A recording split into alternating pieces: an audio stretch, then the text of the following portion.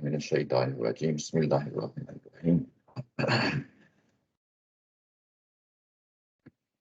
ابھی تک ہم نے آیا نمبر 113 تک پڑھ لیا تھا اور پچھلے ہفتے، اور اب ہم اس ہفتے اس سیشن میں آیا نمبر 114 سے سٹارٹ ہو رہے ہیں۔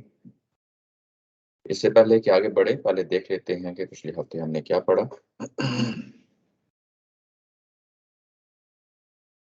یہ مضمون جیسا کہ آپ جانتے ہیں کہ کنکلوژن جو آیا نمبر 87 سے سٹارٹ ہوا تھا، اور اس کے بعد یہ مضمون مسلسل ایک بات سے نکلتے ہوئے دوسری بات کی طرف آگے بڑھ رہا ہے۔ یہ جو مضمون ہم پڑھ رہے ہیں یہ اصلاً نکلا تھا جس میں یہ کہا گیا تھا کہ یہ جبرائیل علیہ السلام کے دشمن ہو گئے ہیں۔ اس کی آیا نمبر 97 کے اندر بڑی وضاحت کر دی تھی کہ یہ کس کس پہلو سے جو ہے نا یہ ان کی دشمنی کہاں تک پہنچتی ہے۔ یہ کہ آگے آیا نمبر 98 میں یہ بتایا گیا تھا کہ یہ دشمنی جو جبرائیل علیہ السلام کے ساتھ کر رہے ہیں یہ اللہ تعالیٰ کی ذات کے ساتھ دشمنی کر رہے ہیں، فرشتوں کے ساتھ کر رہے ہیں، رسولوں کے ساتھ کر رہے ہیں۔ گویا کہ وہ پورا سلسلہ ہے ہدایت کا، وحی کا، جس سے یہ اپنا ناطہ توڑ رہے ہیں۔ اور اس کے بعد جب یہ بات آگے بڑھی تو اگلا جو مضمون تھا اس مضمون کے بعد وہ حضرت محمد صلی اللہ علیہ وسلم کی ذات والا صفات ہے۔ انہوں نے ان کی ذات کو بھی ہدف بنا لیا ہے، نقصان دینے پہ تل پڑے ہیں ذاتی طور پہ، اور اس کے لیے انہوں نے سحر، جادو، ان چیزوں کا سہارا لیا ہے۔ آگے بڑھے تو آگے بڑھتے ہوئے ہمیں معلوم ہوتا ہے کہ یہ محض ذاتی نقصان ہی کے لیے نہیں بلکہ آپ کے وقار، آپ کی عزت کے بھی در پہ ہو گئے ہیں۔ یہ اب محفلوں میں اٹھتے بیٹھتے یہ نبی پاک صلی اللہ علیہ وسلم کے لیے ایسے الفاظ کا چناؤ کرتے ہیں جس سے ذو معنی یعنی الفاظ استعمال کرتے ہوئے وہ معنی اور مفہوم جس سے نکلتا ہے جس سے نبی پاک صلی اللہ علیہ وسلم کی ذات پہ انگلی اٹھتی ہے۔ یہ بات تھی آیا نمبر 104 میں جو ہم نے پڑھی۔ اس کے بعد آیا نمبر 104 کے ساتھ آپ یہ بھی نوٹ کریں، دیکھیں کہ یہاں پہ جو اب مخاطب ہے وہ بھی بدلتا جا رہا ہے۔ یعنی اس سے پہلے نبی پاک صلی اللہ علیہ وسلم کی ذات تھی، اور 104 سے جب آیات شروع ہوتی ہیں تو ساتھ اس میں صحابہ کرام کو بھی شامل کر لیا جاتا ہے، یا ایھا الذین آمنوا کہہ کے۔ آگے مضمون پڑھا تو آگے آیا نمبر 106 میں نبی پاک صلی اللہ علیہ وسلم کی ذات کے بعد جو وحی کو انہوں نے زیر موضوع یعنی اپنے الزامات، اپنے جو سازشوں کا ٹارگٹ بنایا وہ وحی تھی، اور وحی کی صورت میں جو کہ ظاہر ہے یہ کہہ رہے تھے کہ تورات میں جو احکامات نازل ہوئے ہیں وہ اب قرآن مجید میں آ کے کیوں بدل رہے ہیں۔ یعنی وہ جو ہدایت ہے جو جبرائیل علیہ السلام کے ذریعے سے اترتی ہے، کسی رسول پہ اترتی ہے، اس کے بعد کتاب کی شکل میں ملتی ہے، تو وہ تورات اور قرآن ہے یہاں پہ زیر بحث۔ تورات کے قوانین، تورات کی شریعت اب قرآن مجید میں جب جو ہے نا آ رہی ہے تو یہ کیوں بدل رہی ہے۔ یعنی یہاں پہ انہوں نے اللہ تعالیٰ کی ذات پہ انگلی اٹھا دی۔ یہ بات جب آگے بڑھی تو اس کے بعد یہ کہا گیا کہ یہ جو باتیں کر رہے ہیں، ابھی جو تھوڑی دیر پہلے بات ہوئی ہے، یہ ایک سوال ہے، یہ اس طرح کا سوال یہ اپنے پہلے رسول حضرت موسیٰ علیہ السلام سے بھی کر چکے ہیں، اور یہ ایسا رویہ ہے جو تمہیں کفر کی طرف لے جائے گا۔ اس طرح کے رویے سے باز آنا ہے۔ یہ سازشیں تلاش کر رہے ہیں کسی طریقے سے تمہیں اپنے جال میں پھنسا لیں، اور اس میں آ کے تم کفر والے طریقے اختیار کر لو۔ یہ آیا نمبر 109 میں جو ہے نا ہم نے پڑھا، اور اس کے جواب میں پھر یہ کہا گیا کہ ان کے یہ جو مسئلے مسائل ہیں ان سے نپٹنے کے لیے جو انہوں نے اس وقت سازش کا جال بنا ہے کہ کسی طریقے سے مسلمانوں کے ہاں شکوک و شبہات ڈالے جائیں، اس نبی سے، اس رسول سے یعنی تعلق کو توڑا جائے، تو اس کے جواب میں آپ نے کیا کرنا ہے؟ نماز پڑھنی ہے اور زکوٰۃ دینی ہے، اپنے آپ کو مضبوط کرنا ہے۔ یہ اہم بات تھی جو پچھلی دفعہ ہم نے پڑھی۔ اور یہ کب تک کرنا ہے؟ جب تک جو ہے نا اللہ تعالیٰ کی ذات ان کے ساتھ یہ معاملہ نہ کر دے کہ جو رسولوں کے دور میں عذاب آتا ہوتا ہے وہ معاملہ ان کے ساتھ نمٹا نہ دے۔ وہ تھا حتی یاتی اللہ بامرہ۔ اب دیکھیں کہ اب مضمون جو ہے یہ کنکلوژن کے جو جو سے ہم آگے بڑھ کے جو ہے نا دیکھ رہے تھے، اب وہ چیزیں آہستہ آہستہ خط یعنی اپنے انجام تک پہنچ رہی ہیں، اپنے خاتمے تک پہنچ رہی ہیں۔ یہاں آ کے یہ بتا دیا گیا کہ ان پہ ایک عذاب بھی آنا ہے جو مستقبل میں آنا ہے، یہ فیصلہ ان کے لیے سنا دیا گیا۔ اور اس کے بعد یہ کہ یہ جو لوگ ہیں یہ یہاں تک پہنچ گئے ہیں، یعنی اپنی اس سوچ اور فکر میں، اپنی امانی میں، وشفل تھنکنگ میں یہ کہتے ہیں کہ یا تو یہودی ہو جاؤ یا نصارہ ہو جاؤ، تبھی تم نجات پاؤ گے۔ اس کے جواب میں بڑی اہم چیز ہے جو یہاں پہ ہم نے پچھلی دفعہ دیکھی تھی اور کئی آپ لوگوں نے سوالات کیے تھے،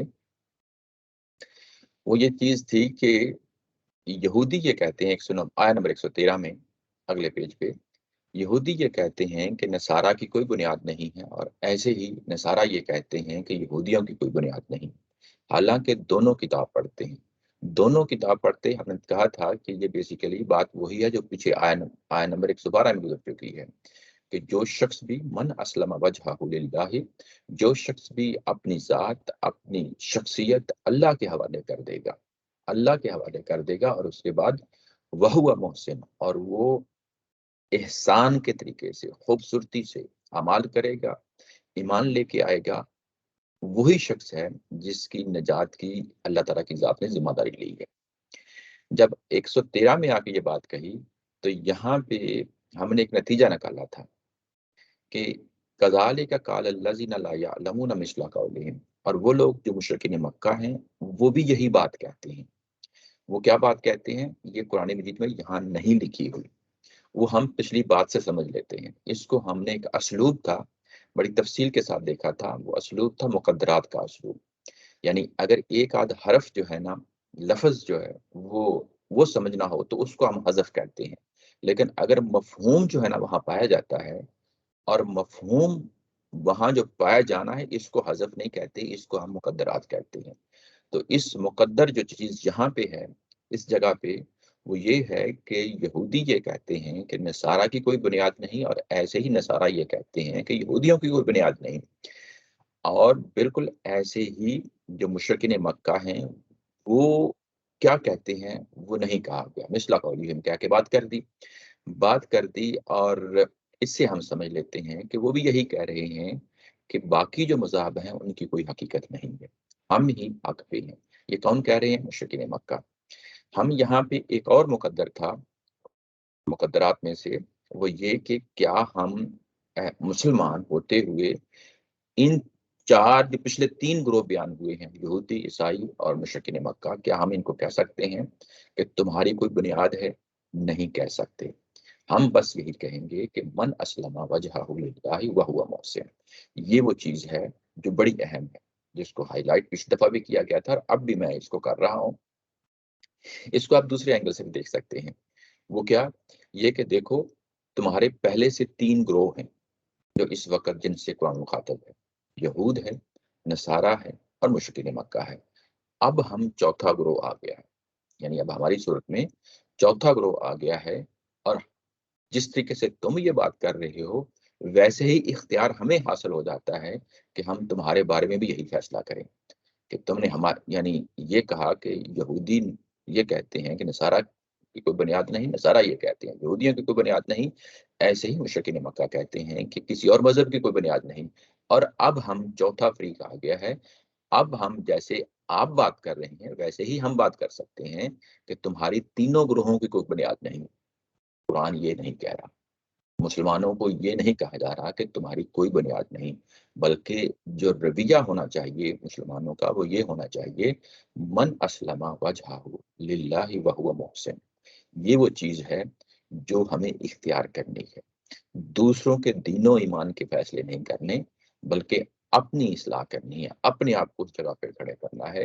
اگر ہم سے کوئی پوچھ لیتا ہے دوسروں کے بارے میں، تو ہم یہ تو بتا سکتے ہیں کہ قتل کرو گے، شرک کرو گے، زنا کرو گے، ڈاکہ ڈالو گے، اس طرح کے جو کبیرہ گناہ کرتے ہیں لوگ، وہ خواہ مسلمان ہی کیوں نہ ہوں، خواہ وہ غیر مسلم ہی کیوں نہ ہوں، شرک کرو گے تو پھر بھی تم جو ہے یعنی جہنم میں چلے جاؤ گے۔ ہم نے اس طریقے سے بات کرنی ہے، نہ کہ جو فریق ہوتے ہیں، جو لوگ ہوتے ہیں، ان پہ انگلی اٹھاتے ہوئے یہ بات کہہ کے کرنی ہے کہ یہ تم لوگ ہو جن کی کوئی حقیقت نہیں۔ یہ رویہ ٹھیک نہیں ہے جو کہ ہم یہاں سے نتیجہ نکالتے ہیں۔ آگے بڑھتے ہیں، آیت نمبر 114 جو آج کا موضوع ہے ہمارا، یہ کہ اگر آپ نیچے کنیکٹر دیکھیں، لکھا ہے کہ اپنے انہی اختلافات کی وجہ سے ایک دوسرے کی عبادت گاہوں کو ویران کرتے رہے ہیں۔ یہ کنیکٹر لایا گیا ہے۔ یہ کنیکٹر جو ہے یہ کیا واضح کرتا ہے، یہ کیا بیان کرتا ہے؟ یہ بیسیکلی جو پیچھے بات کہی گئی ہے اس کو جوڑ کے بات بتا رہا ہے، یعنی پچھلے پیراگراف کے اندر جو چیز ہے وہ اگلے پیراگراف کے ساتھ کیسے جو ہے نا آپس میں جڑتی ہے۔ بات پیچھے یہ ہو رہی تھی کہ یہودی یہ کہتے ہیں کہ نصارہ کی کوئی بنیاد نہیں، اور نصارہ یہ کہتے ہیں کہ یہودیوں کی کوئی بنیاد نہیں۔ اب اس کی کوئی عملی شکل بتانی تو ہے نا، یعنی کوئی اس کی کوئی شہادت دینی ہے، کوئی گواہی دینی ہے، وجہ بتانی ہے کہ یہ ایک دوسرے کو یہ ایسا کر رہے ہیں، تو وہ عملاً کیا مثال ہے ان کے درمیان جس کی وجہ سے یہ ایک دوسرے کو کہہ رہے ہیں۔ یہ مثال ہے جو قرآن مجید یہاں پیش کر رہا ہے۔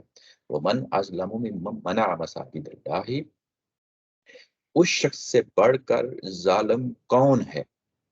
من ازلم یعنی اس شخص سے بڑھ کر ظالم کون ہے؟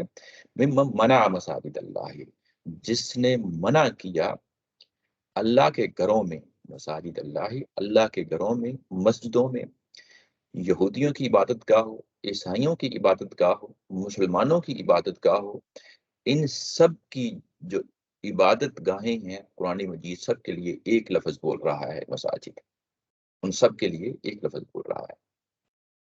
ان میں مشرکین مکہ کو بھی شامل کر لیں تو ظاہر ہے وہاں بیت اللہ ہے تو وہ بھی اسی کے اندر شامل ہے، یعنی یہ کہ جو اس وقت مخاطب فریق ہیں سب کی عبادت گاہوں کے لیے ایک ہی لفظ بولا ہے مساجد، مسجد کی جمع ہے۔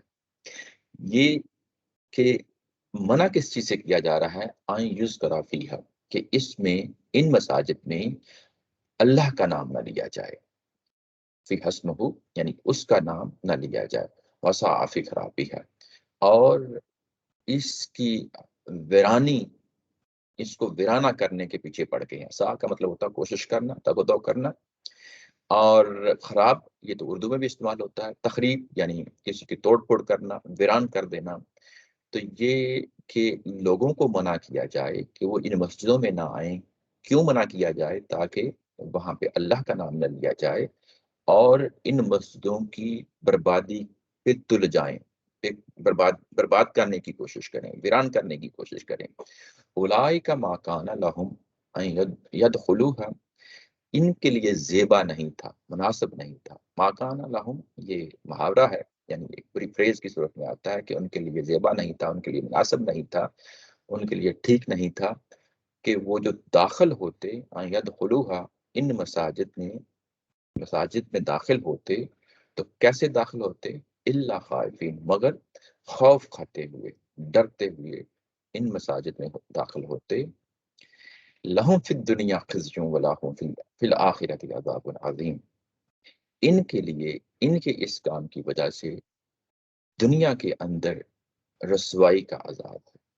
خزی رسوائی ہے، فی الدنیا دنیا کے اندر، وَلَهُمْ فِي الْآخِرَةِ اور آخرت میں بھی ان کے لیے عذاب عظیم، ایک بہت بڑا عذاب ہے۔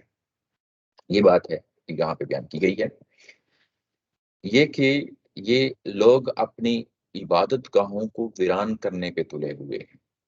یعنی پچھلی بات کو ساتھ ملا کے آپ دیکھیں، پڑھیں تو پیچھے فریق کون ہیں؟ دو ہیں میجر جن کا ظاہر یہ بات ہو رہی ہے، نصارہ ہیں اور یہودی ہیں۔ یہ دونوں ایک دوسرے کو کہتے ہیں کہ ان دونوں مذاہب کی آپس میں کوئی بنیاد نہیں ہے، اور وہ ہر فریق اپنے آپ کو حق اور ساجد کی بنیاد پہ ثابت کر رہا ہے۔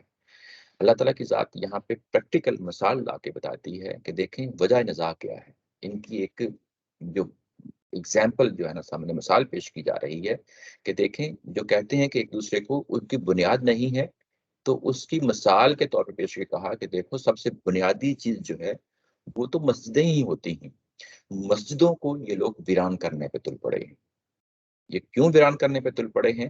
آیا نمبر 115 میں جا کے 115 میں جا کے اس کو دیکھیں گے، لیکن بات کیا ہے یہ کہ یہ بیت المقدس میں جو ان کی عبادت گاہ تھی وہاں پہ ہوا یہ کہ دونوں فریقین اس پہ ظاہر ہے اپنے اپنے قبضے کی بات کر رہا تھا، وہ اصلاً بنی اسرائیل کی یعنی ذمہ داری میں تھی۔ اب جب کہ اسی جگہ سے اسی عبادت گاہ سے ایک اور فرقہ ان کے درمیان سے، فرقہ نہ کہیں بلکہ عیسیٰ علیہ السلام کی جو ہے نا اسلام کی صورت میں آتا ہے، اور اس کے بعد فرقہ تو بعد میں بنتا ہے جب یہ نصارہ بن گئے ہیں، اور وہ جو ایک اور یعنی مذہب مداخلت کر رہا ہے یہاں پہ اسی ایک عبادت گاہ کے لیے، تو پھر ان کے لیے آپس میں لڑائیاں ہوتی ہیں، اس پہ قبضہ کرنے کے لیے لڑائیاں ہوتی ہیں، اور وہ لڑائیاں محض بیت المقدس کی حد تک ہی نہیں رہتی بلکہ وہ پھر ان کے پورے معاشرے میں پھیل جاتی ہیں۔ جہاں جہاں پہ یہ جاتے ہیں وہاں وہاں اگر نصارہ ہے وہاں پہ لوگ، اگر وہاں پہ یہودی ہیں تو وہاں پہ جو بھی اپنی عبادت گاہیں بنائیں گے یہ اس کو ڈھا دینے کے لیے، اس کو تخریب کاری کرنے کے لیے، اس کو تباہ و برباد کرنے کے لیے، اس کو ویران کرنے کے لیے اس کے در پہ ہو جاتے ہیں ایک دوسرے کے لیے جہاں جہاں ان کو موقع ملتا ہے۔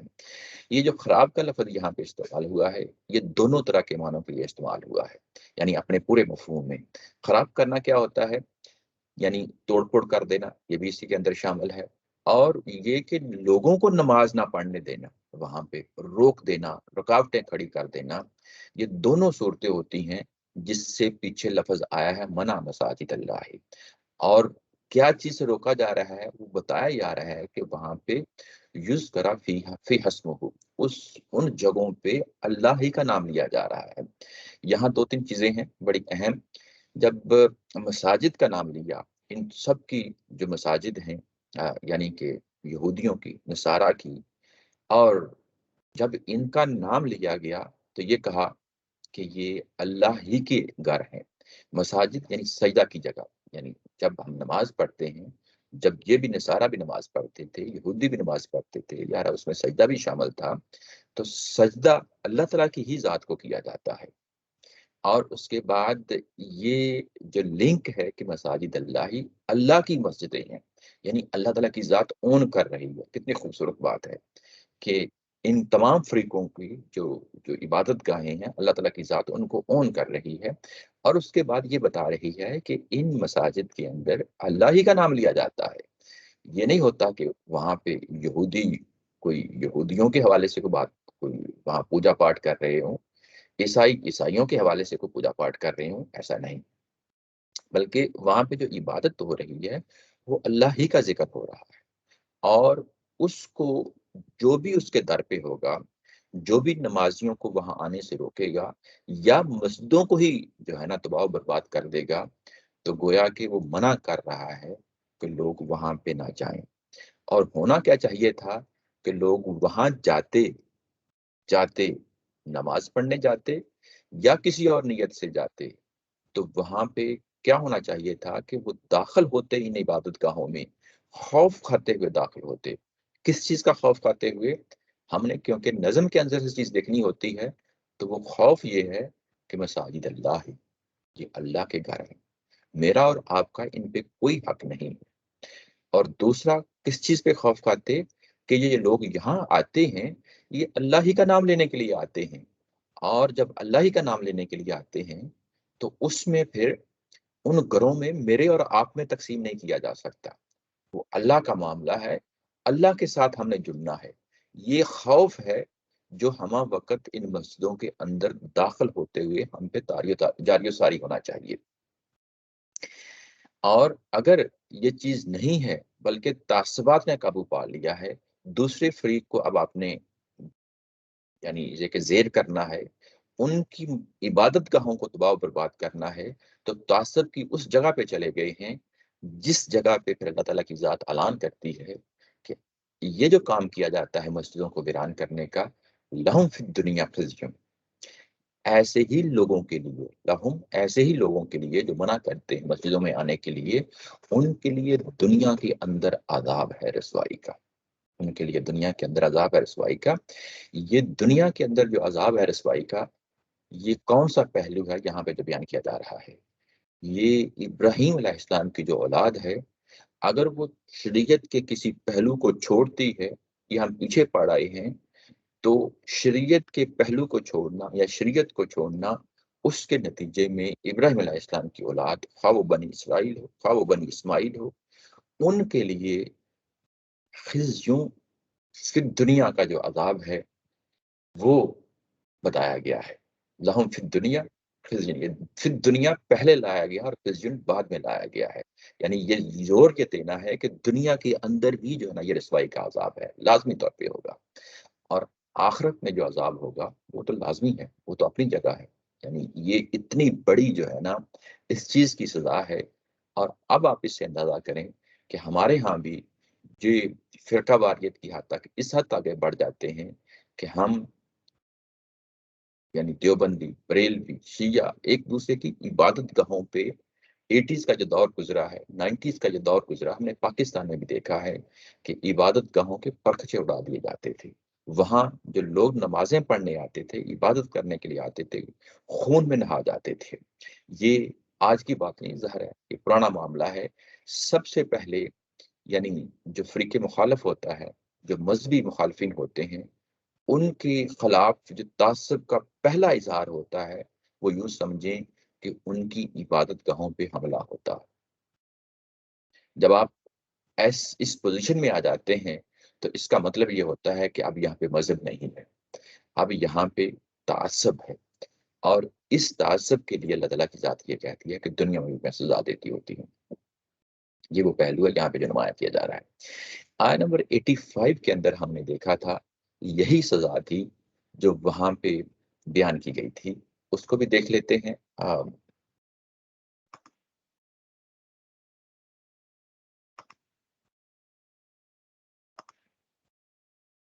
85 में क्या चीज़ थी? वहाँ पे अगर आप ये देखें तो यहाँ शरीयत का जो पहलू था ख़ास, वो ये कि तुमने अपने माशरों के अंदर अपने वालिदैन, यानी अल्लाह ताला के हक़ के बाद, यानी उसकी इबादत करनी है। ये आया नंबर 83 में ये बयान हो रहा था कि अल्लाह ताला की इबादत करनी है, वालिदैन के जो है ना ख़्याल रखना है, करीबी रिश्तेदारों का ख़्याल रखना है, यतीम और मिस्कीनों का ख़्याल रखना है, नमाज़ पढ़नी है, ज़कात देनी है, मुआशरे के अंदर अमन को कायम रखना है। 84 में हमने ये पढ़ा था। और उसके बाद ये कि तुमने ये सारे एक-एक करके ये शरीयत के पहलू तोड़े। और उसके बाद कहा गया कि अफ़तुमिनून बिबाज़िल किताबि व तकफ़ुरून, तुम किताब का एक हिस्सा इख्तियार करना चाहते हो और दूसरे हिस्से को छोड़ना चाहते हो। फमा जज़ाउ मन यफ़अलु ज़ालिका मिनकुम इल्ला ख़िज़्युन फ़िल हयातिद दुनिया। उनके लिए दुनिया के अंदर रुसवाई का अज़ाब है। ये वो पहलू है जो यहाँ पे बनी इसराइल के लिए यहाँ पे बयान किया गया। जब हम 114 में पहुँचते हैं, तो यही अज़ाब जो है, यहाँ पे भी अगर आप देखें तो शरीयत का ही पहलू है। नमाज़ पढ़ना, इबादत करना शरीयत ही का पहलू है। जब ये शरीयत टूटती है, वीरानगी होती है मस्जिदों की, तो उस वक़्त भी यही अज़ाब जो है लागू होता है। उसके बाद अगली आयत में कहा गया वलिल्लाहिल मशरिक़ु वल मग़रिब, इनको बताओ कि मशरिक़ और मग़रिब दोनों अल्लाह के लिए हैं। फ़अयनमा तुवल्लू फ़सम्मा वजहुल्लाहि, जिस तरफ भी तुम रुख करोगे, वहाँ पे ही अल्लाह का रुख पाओगे। इन्नल्लाहा वासिउन अलीम, अल्लाह ताला की ज़ात जो है, वो बहुत गुंजाइश रखने वाली है और हर चीज़ को जानती है। यहाँ पे ये लफ्ज़ लाया गया है वलिल्लाहिल मशरिक़ु वल मग़रिबु, ये कौन-सा पहलू है जहाँ पे बयान किया गया है? यानी मस्जिदों का ज़िक्र किया, और मस्जिदों के ज़िक्र करते-करते अचानक दरमियान में मशरिक़ और मग़रिब का नाम दे दिया। तो ये गोया कि असल लड़ाई जो है वो नसारा और यहूद के दरमियान उसको हाइलाइट कर दिया है कि ये लड़ाई कहाँ से उठी थी। पीछे जो बात हो रही थी ना कि ये मस्जिदों को वीरान कर देते हैं और उसके बाद एक दूसरे के दर पे हो जाते हैं, नमाज़ें नहीं पढ़ने देते। मस्जिदें अल्लाह की मस्जिदें होती हैं, वहाँ अल्लाह ही का नाम लिया जाता है। तो ये सवाल कहाँ से उठा था? यानी उसका बैकग्राउंड कुरान मजीद साथ ही बयान कर देता है। वो बैकग्राउंड ये है कि ये जितनी भी सिमतें हैं, یہ اللہ کے لیے ہے، مشرق ہو یا مغرب ہو۔ یہ کہاں سے یہ چیز اٹھی؟ سورہ مریم میں جا کے دیکھیں گے کہ حضرت مریم علیہ السلام جب وہاں عبادت کیا کرتی تھی بیت المقدس میں، تو ابراہیم علیہ السلام کا جو جاری کردہ جو سنت ہے نماز کے سلسلے میں، جماعت کے سلسلے میں، وہ یہ ہے کہ امام کھڑا ہوگا، اس کے پیچھے مرد کھڑے ہوں گے، اور جو پچھلی لائن ہوتی ہے سب سے پچھلی، ان قطاروں میں آ کے خواتین کھڑی ہوں گی۔ اگر خواتین نے کوئی اعتکاف وغیرہ بھی کرنا ہے تو اسی روایت کو کام رکھتے ہوئے بنی اسرائیل کے ہاں بیت المقدس میں یہ چیز تھی کہ جو ان کے حجرے بنائے ہوئے تھے عبادت کرنے کے لیے، مخصوص جگہ جو تھی خواتین کے لیے، وہ پچھلی جگہ پہ تھی، مشرق کی جانب تھی۔ یعنی اسی بلڈنگ کے اندر آج بھی اگر ہم دیکھیں پرانا ان کا جو نقشہ ہے، تو اس نقشے میں بھی یہی چیز پائی جاتی ہے کہ جو اس بلڈنگ کا جو پچھلا حصہ تھا مشرق کی جانب، وہاں پہ سیدہ مریم علیہ السلام کا حجرہ تھا، مشرق کی جانب تھا، اور مغرب جو ہے ظہر ہے، یہ اس مسجد کا یعنی فرنٹ والا حصہ تھا۔ تو ہوا یہ کہ کیونکہ ان کے ہاں جو نصارہ ہے وہ اس چیز کو کہ مشرق کی جانب سیدہ مریم جو ہے نا وہ حجرہ نشین ہوئی وہاں پہ، وہاں عبادت کیا کرتی تھی، تو انہوں نے مشرق کو ہی جو ہے نا وہ قبلہ بنا لیا، اور ایسے ہی ان کی مخالفت میں یہود نے مغرب کو قبلہ بنا لیا، یعنی ایک دوسرے کی مخالفت میں اپنے آپ کو سمتوں میں تقسیم کر لیا۔ جب سمتوں میں تقسیم کر لیا اور اس کے بعد پھر وہ ایک دوسرے کی مسجدوں پہ، عبادت گاہوں پہ حملہ آور ہوئے، اور اللہ تعالیٰ کی یہ بات یہاں پہ کہہ رہی ہے کہ یہ تو ایشو تھا ہی نہیں، یعنی جس مقصد کے لیے جو تم نے یہ سب کچھ کیا، یہ تو میری شریعت کا دیا ہوا بیان نہیں تھا۔ تم جدھر بھی رخ کرتے وہاں ہی اللہ کو پاتے، وہاں ہی فسما، یعنی اسی جگہ پہ اللہ تعالیٰ کی ذات کو پاتے، یعنی اللہ تعالیٰ کی ذات کا کوئی کسی خاص متعین یعنی رخ کی جانب کوئی اپنے آپ کو بند نہیں کیا ہوا کہ آپ اسی طرف جو ہے نا نماز پڑھیں۔ نماز پڑھنے کے لیے ڈیفینیٹلی شریعت کا جو بیان ہوتا ہے وہ ایک تنظیم لائی جاتی ہے، ترتیب لائی جاتی ہے کہ جب بھی نماز پڑھیں تو قبلہ کی طرف نماز پڑھیں، یہ شریعت کا بیان ہوتا ہے۔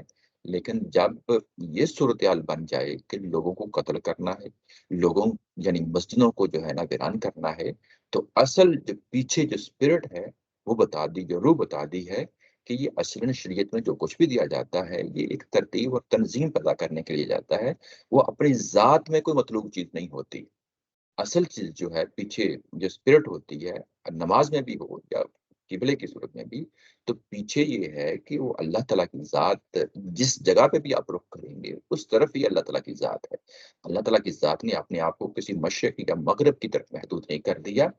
اللہ تعالیٰ کی ذات جو ہے ان اللہ واسع علیم، بہت گنجائش رکھتی ہے، بہت فیاضی سے کام لیتی ہے، وہ انسانوں کو تنگی میں نہیں ڈالنا چاہتی، وہ گنجائش ہمیشہ رکھتی ہے۔ اور یہ انسان ہیں جنہوں نے اپنے آپ کو مشکل میں ڈالا، اور مشکل میں ڈال کے یہ مصیبتیں اپنے لیے کھڑی کر لیں، اپنے لیے دائرے تنگ کر لیے۔ اللہ تعالیٰ کی ذات کا کبھی بھی اس معاملے میں یہ نقطہ نظر نہیں رہا کہ تم اپنے آپ کو ان تنگ داروں میں دھکیلتے چلے جاؤ۔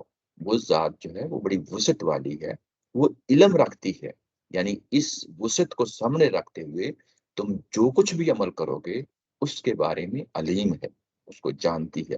جہاں بھی اللہ تعالیٰ کی ذات کا اس طریقے سے نام آئے، صفات آئیں، تو وہاں رک کے اس کو دیکھ لینا چاہیے کہ یہ صفات جو ہیں وہ کس پہلو کے سامنے آ رہی ہیں۔ یعنی یہ کہ اللہ تعالیٰ کی اس گنجائش کو جو اس نے دی ہوئی ہے اس کو مان کے چلتے تو تمہارے اندر بھی وسعت پیدا ہو جاتی، اور تم اس صورت میں بھی جو کچھ کر رہے ہوتے، اللہ تعالیٰ کی ذات جو ہے نا علیم ہے، علیم ہے، جاننے والی ہے، تو تم کو اس کا ضرور صلہ دیتی۔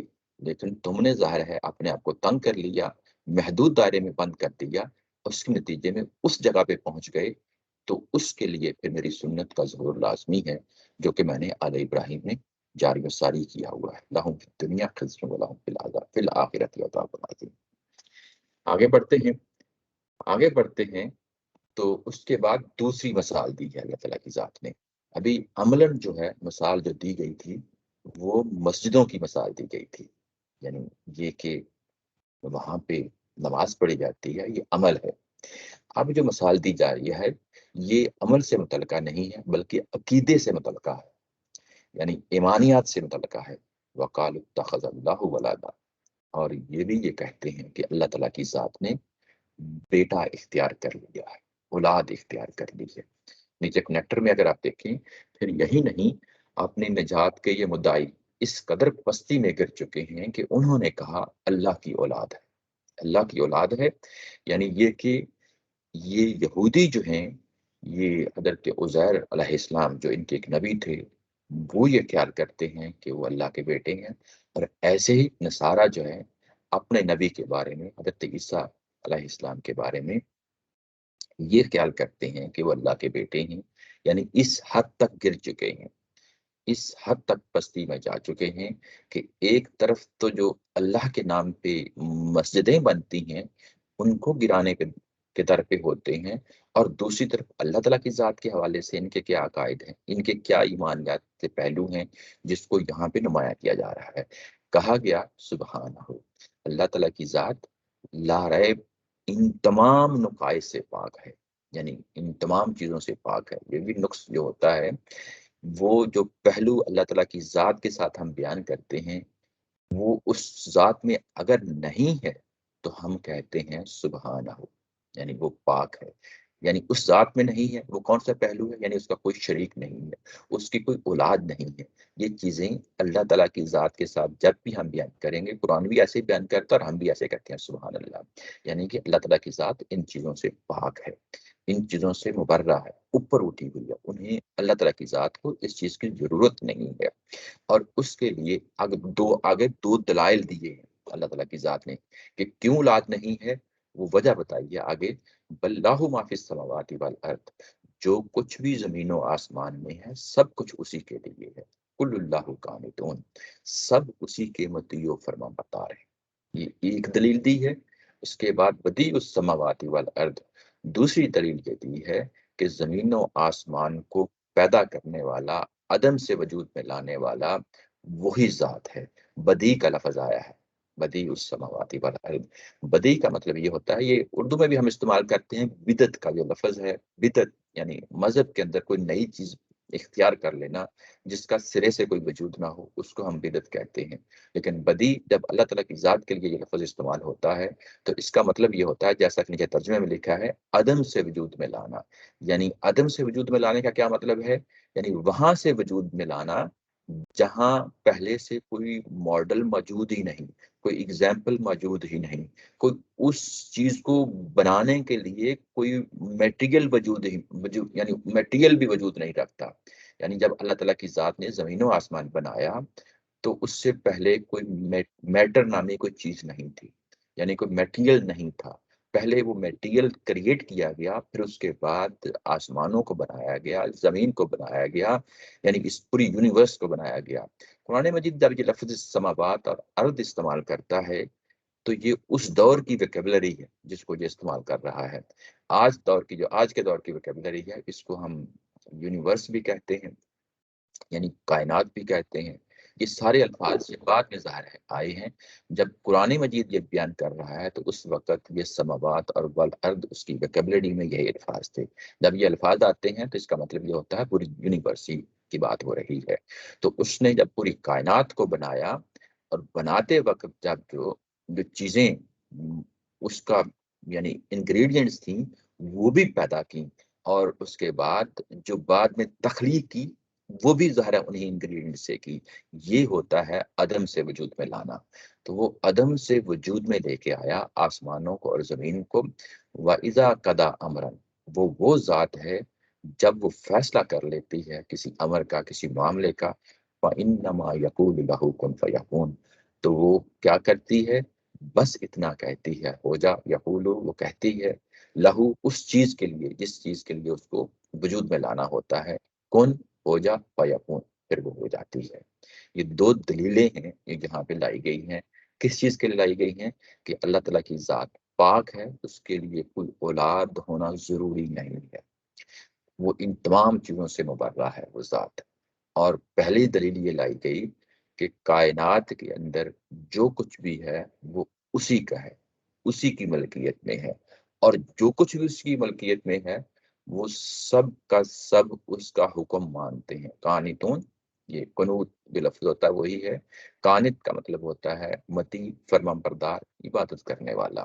یعنی کائنات کے اندر جتنی بھی چیزیں ہیں وہ ساری کی ساری اس کی مطیع ہیں، فرمانبردار ہیں، اس کی عبادت میں لگی ہوئی ہیں۔ یعنی کوئی نہیں ہے جو سینہ تان کے مخالفت میں کھڑا ہو جائے۔ آپ کی جب اولاد ہوتی ہے، اب ہم کمپیئر کر رہے ہیں، یعنی اولاد ہوتی ہے، اولاد گو کہ آپ کا حصہ ہوتی ہے، لیکن ایک سٹیج پہ جا کے اس نے ملکیت اس کے ہاتھ میں آ جاتی ہے، پیرنٹس پیچھے ہٹ جاتے ہیں، اولاد پیرنٹس کی چیزوں پہ قبضہ کر لیتے ہیں۔ قبضہ کرنے کا مطلب یہ ہے کہ وقت یعنی ایک وقت آتا ہے جب وہ اس کی ظاہر مالک بن جاتی ہے۔ مالک بن جاتی ہے تو ضروری نہیں ہوتا کہ یہ اولاد ہمیشہ مطیع اور فرما بردار ہو، باغی بھی ہو سکتی ہے، یہ ساری چیزیں ہو سکتی ہیں، لیکن جو کچھ بھی اللہ تعالیٰ کی ذات کے لیے زمین و آسمان میں ہے وہ پورے کنٹرول میں ہے۔ کسی اور نے آگے بڑھ کے کوئی مالک نہیں بننا، وہ سارے کے سارے مطیع و فرما بردار ہیں۔ اولاد کے ساتھ یہ معاملہ نہیں ہوتا۔ اس کے بعد اگلی جو دلیل آئی گئی وہ یہ دلیل یہ ہے کہ اسی نے جب زمین و آسمان بنایا تو وہ عدم سے وجود میں لے کے آیا تھا، اور جب وہ کوئی کام کرنا چاہتا ہے بس وہ اتنا ہی کہتا ہے کہ ہو جا، اور وہ ہو جاتی ہے۔ جبکہ یہ معاملہ اولاد کے ساتھ نہیں ہوتا۔ جب اولاد ہوتی ہے تو پیرنٹس کو ختم ہونا ہوتا ہے، یعنی اس کو ریپلیس کرنا ہوتا ہے۔ لیکن یہاں پہ کیا معاملہ ہے؟ یہاں معاملہ یہ ہے کہ اللہ تعالیٰ کی ذات ہمیشہ سے ہے، ہمیشہ رہے گی، اور اس کے لیے موت نہیں آنی۔ انسانوں کو موت آتی ہے، وہی ہے جو دوسروں کو تخلیق کرتا ہے، اور جب وہ کرتا ہے تو اس کو پھر کیا ضرورت ہے کہ وہ اولاد بنائے؟ یہ دو دلائل دیے ہیں، بڑے ہی مضبوط دلائل دیے ہیں۔ یہ کیوں دیے ہیں؟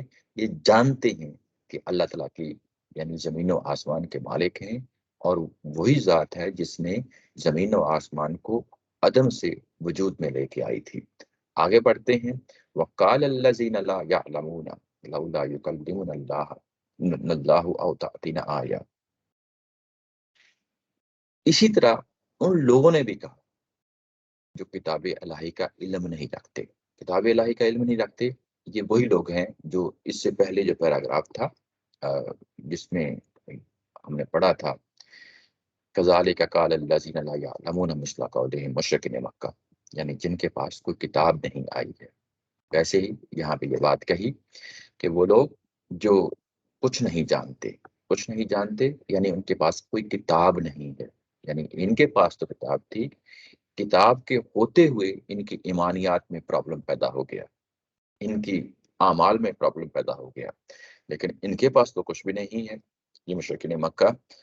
اور یہ کیا کہتے ہیں کہ ایسا کیوں نہ ہوا کہ اللہ تعالیٰ کی ذات، لولا ایسا کیوں نہ ہوا یکلمنا اللہ کہ اللہ تعالیٰ کی ذات ہم سے کلام کرتی، براہ راست کلام کرتی، او تأتینا یا کوئی آیت ہمارے پاس لے کے آتی، کذالک قال الذین من قبلہم، اور ایسا ہی ان سے پہلے لوگوں نے کہا، ایسا ہی ان سے پہلے لوگوں نے کہا۔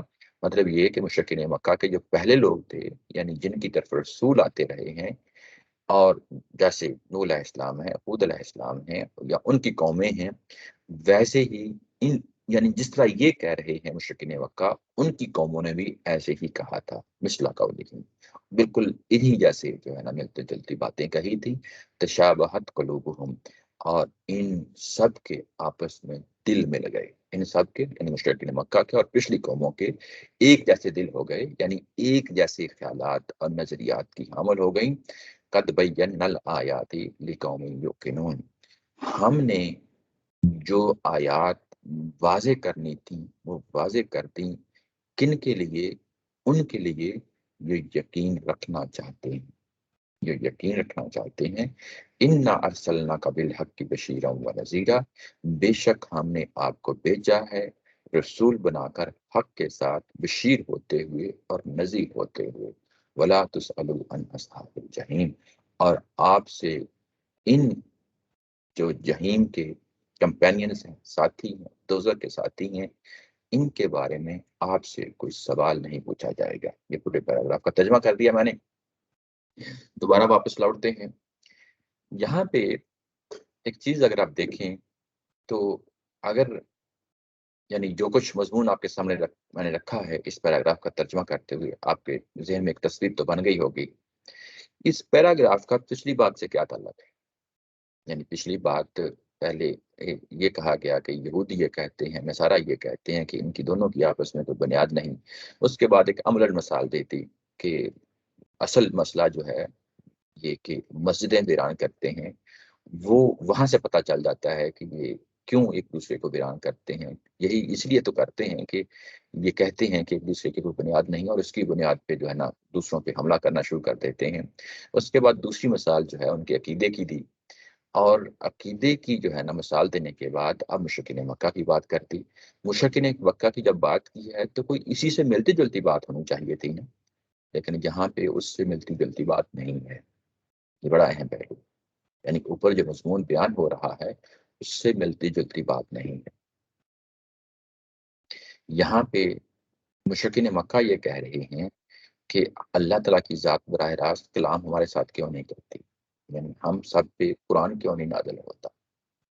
یہ اوپر والی بات سے آپس میں اگر آپ دیکھیں تو وہ جوڑ جو ہے وہ نہیں بن رہا۔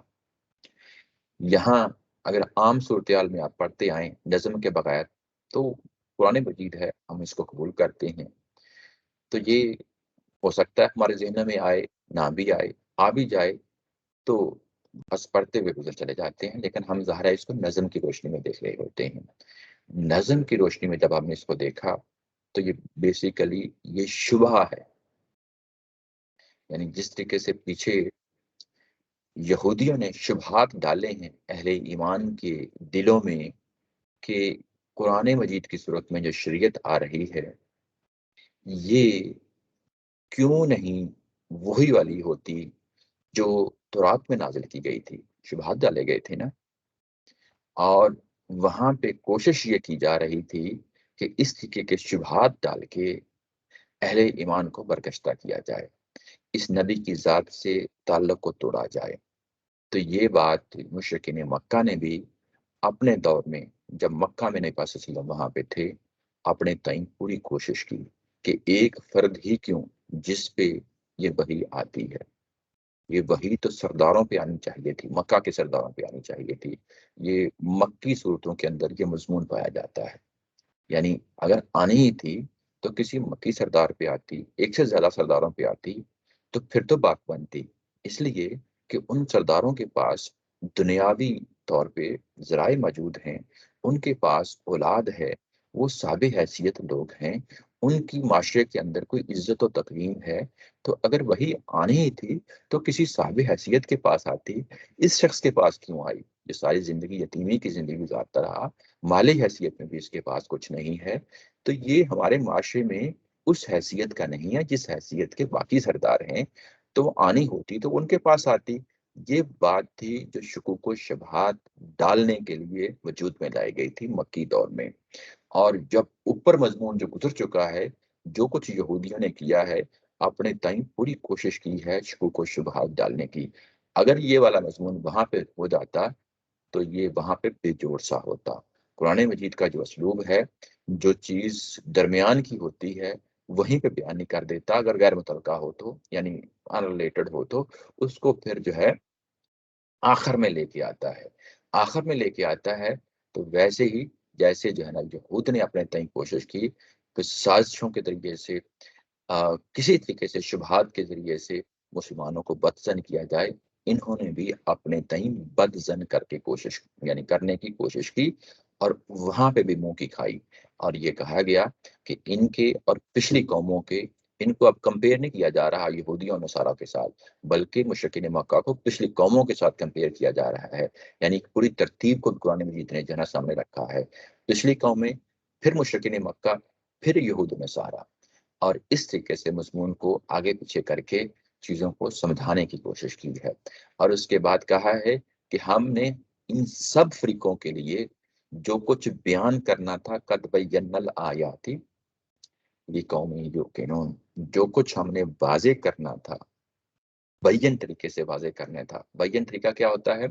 یہ طریقہ وہ ہوتا ہے یعنی جس میں چیزیں واضح ہو جائیں، نکھر کر سامنے آ جائیں، جو سننے والا ہے، سمجھنے والا ہے، وہ بھی سمجھ جائے اور پورے یقین کے ساتھ یہ کہے کہ ہاں یہ بات ایسے ہی ہے. جیسے کہ ہم پیچھے پڑھتے آ رہے ہیں، یہودیوں نے انفرادی طور پہ اس چیز کا بیان دیا کہ یہ نبی واقعی سچے ہیں، اپنی محفلوں میں بیان دیا کہ یہ نبی واقعی سچے ہیں، اور اس کے بعد ایسے ہی مشرکین مکہ نے اپنی جگہوں پہ اس چیز کے بارے میں پورے اطمینان کی جگہ پہ کھڑے ہو گئے تھے کہ جو کچھ یہ قرآن بیان کر رہا ہے وہ حقیقت ہے، لیکن ضد، اناد، ہٹ دھرمی، دشمنی، یہ وہ چیزیں ہیں جو راستے میں حائل ہوتی ہیں، لوگ متعصب ہو جاتے ہیں اور اس کے بعد حقیقت سے آنکھیں چرا لیتے ہیں.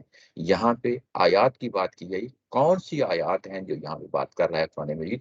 وہ قرآن مجید ہی کی آیات ہیں، اور وہ ہمیں معلوم ہے کہ جب وہ دلائل پیش کرتا ہے تو دلائل میں 4 طرح کی چیزیں پیش کرتا ہے قرآن مجید. ایک یعنی انفسی آفاقی دلائل پیش کرتا ہے. انفسی دلائل کیا ہوتے ہیں؟ وہ ہماری اپنی ذات کے حوالے سے ہوتے ہیں، جیسے ہمیں دل دیا گیا، دماغ دیا گیا، کان دیے گئے. قرآن اس کو بار بار ہمارے سامنے لے کے آتا ہے، اس کو ہم انفسی دلائل کہتے ہیں. آفاقی دلائل دیتا ہے قرآن مجید اپنی بات منوانے کے لیے. آفاقی دلائل کیا ہوتے ہیں؟ آفاقی دلائل ہوتے ہیں میں نے زمین بنائی، آسمان بنایا، موسموں کا عدل بدل کیا، دن لے کے آتا ہوں، رات لے کے آتا ہوں، بارشیں برساتا ہوں، میں پیداوار جو ہے پیدا کرتا ہوں آپ لوگوں کے لیے. تو یہ آفاقی دلائل ہیں، ہمارے ارد گرد ماحول کے دلائل ہیں. اس کے بعد تیسری طرح کے جو دلائل ہیں وہ عقلی دلائل ہوتے ہیں. یہ وہ دلائل ہوتے ہیں جو انسان کی عقل کو اپیل کرتے ہیں، یہ لاجیکل نہیں لگتے. چوتھی طرح کے جو دلائل دیتا ہے قرآن مجید وہ ہسٹری کے تاریخ سے لے کے آتا ہے، جیسا کہ ابھی کہا کہ پچھلی قوموں کے واقعات ہیں، جیسے قوم نوح ہے، قوم عاد ہے، قوم سمود ہے، فرعون کے واقعات ہیں. تو اس طرح پچھلی قوموں کے واقعات لے کے آتا ہے. تو قرآن یہ کہہ رہا ہے کہ میں نے جتنے بھی استدلال دلائل دینے تھے وہ مہیا کر دیے، ان تینوں فریقوں کے لیے مہیا کر دیے. اب ان میں سے جو کوئی یقین کرنا چاہتا ہے، یہاں پہ لفظ آیا ہے یوقنون، یقین. اگر آپ نیچے ترجمے میں دیکھیں تو یقین کرنا چاہیں، لفظی ترجمہ کریں گے تو یہ یقین رکھتے ہیں. یہ بات نہیں ہے. جب آپ یقین رکھتے ہیں تو پھر تو یہ ساری چیزیں منوانے کی کیا ضرورت ہے. یہاں پہ ہم نے نظم کی روشنی میں اس چیز کو دیکھنا ہے کہ یہ یقین کرنا چاہتے ہیں. یقین کرنا چاہتے ہیں یعنی کہ بات کو سمجھنا چاہتے ہیں اور سمجھ کے آگے اس کو قبول کرنا چاہتے ہیں. ان کے لیے ہم نے واضح دلائل مہیا کر دیے ہیں. اور کس طور پہ مہیا کیے ہیں؟ ہم نے ایک رسول بھیجا، انا ارسلناک بالحق، حق کے ساتھ بھیجا، اور اس کے ساتھ ہم نے وہ تمام دلائل جو ہے نا مہیا کر دیے. حق کو حق جو ہے نا ثابت کر دیا، باطل کو باطل ثابت کر دیا. اب آپ کی ذات بھی ان کے لیے بین ہے، مبین ہے. اور وہ کیا کر رہی ہے ذات؟ وہ بشیر اور نذیر ہونے کی حیثیت سے. اگر یہ مان لیتے ہیں تو بشارت دے گی، نہیں مانیں گے تو اس کے لیے پھر ظاہر ہے سزاؤں کا اعلان کیا جائے گا، جو کہ ظاہر ہے ان کے لیے کر دیا گیا ہے. وَلَا تُسْأَلُ، آپ سے کوئی سوال نہیں پوچھا جائے گا، آپ کو ہم شاباش دیتے ہیں. یہ شاباش کا جملہ ہے، اِنَّا أَرْسَلْنَاكَ بِالْحَقِّ بَشِيرًا وَنَذِيرًا. آپ نے قَدْ بَيَّنَّا الْآيَاتِ لِقَوْمٍ يُوقِنُونَ، آپ نے حق ادا کر دیا، آپ نے واضح کر دیا. جو چیز ان کو واضح کرنا مقصود تھی ان تک پہنچا دی، اتمام حجت ہو گیا. آپ نے اپنی ذمہ داری ادا کر دی. آپ سے آپ کی ذمہ داری کے بارے میں جو کہ آپ نے احسن طریقے سے ادا کر دی ہے، وہ آپ نے، ہم آپ کو شاباش دیتے ہیں. لیکن جہاں تک ان کا معاملہ ہے، ان کے لیے اب آپ سے نہیں پوچھا جائے گا، ہم ان کے ساتھ خود ان سے نکلیں گے. وَلَا تُسْأَلُوا عَنْ أَصْحَابِ الْجَحِيمِ، ہم خود ان سے نکلیں گے. یہ مضمون ختم ہو رہا ہے. ظاہر ہے کہ اب ہم آگے کنکلوژن کا خاتمہ یہاں پہ آ رہا ہے. تو اس کو جو مضمون ہے جو موجودہ، اس کو ہم واپس لے کے جاتے ہیں. یہ عود علی البد ہے. یہ کن آیات پہ ہے؟ یہ آیا نمبر 6 اور 7 پہ جو ہے نا یہ عود علی البد ہے. آیا 6 صاحب جی جی بات کریں. اصحاب الجحیم کا کیا معنی ہوں گے؟ جہین کہتے ہیں دوزخ کو، اصحاب کہتے ہیں صاحب کی جمع ہے، کمپینینز. اور یہ دوزخ کے ساتھی ہیں. اب یہ دوزخ کے ساتھی ہیں، یعنی دنیاوی جو سزا تھی پیچھے بیان کر دی گئی. جو سزا کیا تھی دنیاوی وہ پیچھے ہم نے پڑھی ہے، یہ کہ دنیا کے اندر بھی ان کے ساتھ جو ہے نا وہ معاملہ کیا جائے گا. وہ تھا آیا نمبر 109 میں، وہاں کہا گیا تھا کہ حتی یاتی اللہ بھی امری، یہ دنیاوی سزا کا اعلان کر دیا گیا تھا ان کے لیے.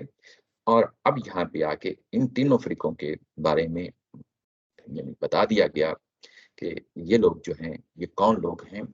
یہ اصحاب الجحیم ہیں. جہیم کہتے ہیں آگ کو، جہنم کی آگ، اس کے لیے یہ لفظ آتا ہے. تو یہ دوزخ کی آگ کے ساتھی ہیں. ان کے بارے میں اب آپ سے کوئی سوال نہیں کیا جائے گا. آپ نے جو ذمہ داری تھی وہ پوری ادا کر دی. آپ سے نہیں پوچھا جائے گا اب کہ آپ نے یہ چیز ان تک پہنچائی کہ نہیں پہنچائی. وہ کام آپ نے قد بینا الآیات لقوم یوقنون، آپ نے پوری طرح ادا کر دیا ہے. آپ کے لیے ہمارے پاس شاباش کے جملے ہیں، آپ نے یہ کام کر ڈالا. لیکن جہاں تک ان کا معاملہ ہے، اب یہ معاملہ ہمارے ساتھ ہے. ہم ان لوگوں سے نمٹ لیں گے. ان کے لیے دنیا میں بھی سزا دینی ہے، آخرت میں بھی سزا دینی ہے. اور کیونکہ میں نے کہا کہ یہ اب کیونکہ مضمون کنکلوڈ ہو رہا ہے، اور یہ عود البد، عود البد کیا چیز ہوتی ہے؟ یعنی شروع میں جو کوئی چیز بیان کی ہوتی ہے قرآن مجید میں، قرآن مجید اس کے بعد اس چیز کو اسٹیبلش کرتا ہے، گریجولی آگے لے کے جاتا ہے. آخر میں جا کے پھر ایک جو ہے تبصرہ کر دیتا ہے. جو آخر میں تبصرہ کرتا ہے وہ بنیادی طور پہ شروع سے کوئی بات ہوتی ہے اس کے ساتھ لنک کرنا چاہتا ہے. تو آیا نمبر 6 اور 7 جو ہے نا، اگر ہم جا کے پیچھے مڑ کے دیکھتے ہیں تو یہ کون سی آیا ہے؟ آیا نمبر 6 اور 7 وہ ہے، اگر آپ وہاں جائیں تو وہاں پہ ہے ان الذین کفروا سواء علیہم انذرتہم ام لم تنذرہم لا یؤمنون.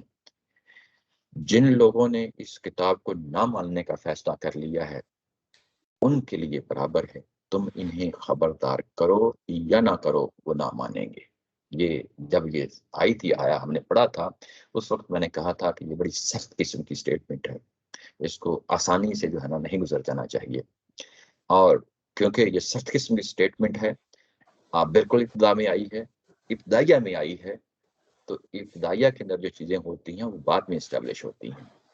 اور جب یہ چیز اب اسٹیبلش ہو گئی ہے تو اب ہم واپس لوٹ کے آ کے دیکھتے ہیں کہ اب اس جگہ پہ یہ لوگ پہنچ چکے ہیں کہ اب ان کے لیے دعوت پیش کریں، ان کو سمجھائیں. ان پہ جتنی بھی آپ کوشش کر لیں ان پہ اوپر کوئی اثر نہیں ہونے والا. یہ بات تھی کہ آپ ان کو انذار کریں یا نہ کریں، یہ اب ایمان لانے والے نہیں ہیں. یہ ہے جو آیا نمبر 119 میں جا کے عود علی البدء کی صورت میں اب یہ واضح ہو گیا. اب ہم اس کو آیا نمبر 6 اور 7 کے ساتھ ریلیٹ کرتے ہیں تو بڑی خوبصورتی کے ساتھ یہ آپس میں ریلیٹ ہو جاتا ہے.